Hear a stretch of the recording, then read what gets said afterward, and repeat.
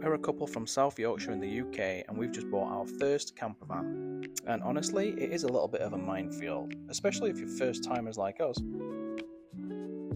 There's so much to learn and to be aware of, and most of these things took us a long time to figure out. So this video is intended to help you. These are all the things that we learned before making our final decision, and hopefully you'll find them useful too. Now the first one is to ask plenty of questions, and there are so many questions that you could ask, but we're going to try and narrow it down to the most important ones. So if it's a private seller, asking why they're selling it is quite an important one, and this can reveal quite a lot.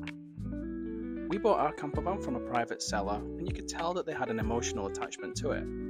You could also tell that they'd really looked after it, and I think that's really important. In our case, they were just upgrading to a bigger van, and that wasn't a lie. We actually saw them working on it. The next questions that I'd ask would be about when was it last serviced, has it had any damp or any kind of water damage, and also any questions about any major work which has been done. If it's a reputable seller and somebody trustworthy, they'll answer your questions straight up. If you encounter anybody who's like, oh well, it's a 30-year-old van, what do you expect? Are there going to be things wrong with it? Those kind of responses, for me, they are massive red flags. Don't be scared to write all your questions down on a piece of paper. That's what we did, and at the end of this video, we'll put up all the questions that we asked, as well as some that we wish we'd asked. Next, and really importantly, we'd recommend that you get somebody to inspect the vehicle, unless you plan on doing that yourself.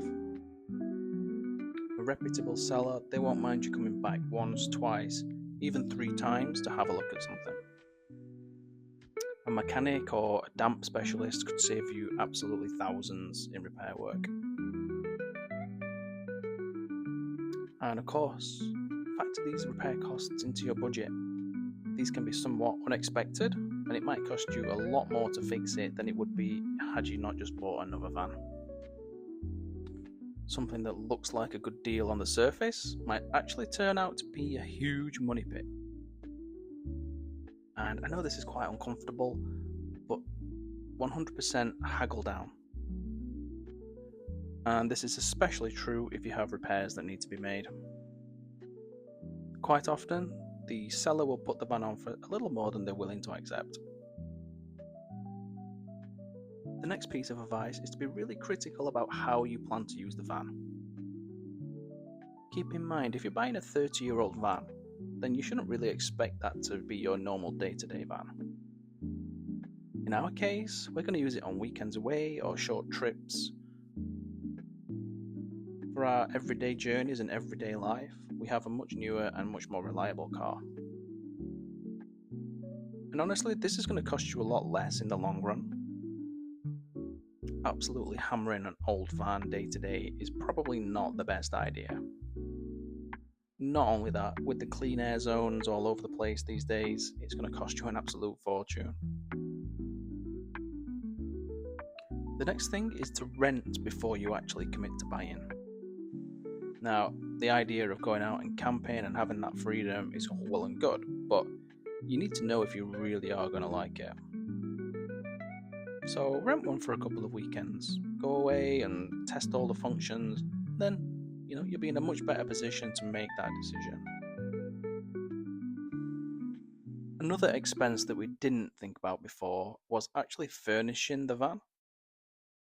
And on our first few trips, it was really uncomfortable, and that's because we just didn't have enough cushions, enough pillows, enough blankets, and honestly, it just didn't really work. So either make sure that you've got enough things already at home to transfer into the van, or get yourself on Amazon like we are and just buy everything. Well, I hope this quick video helps.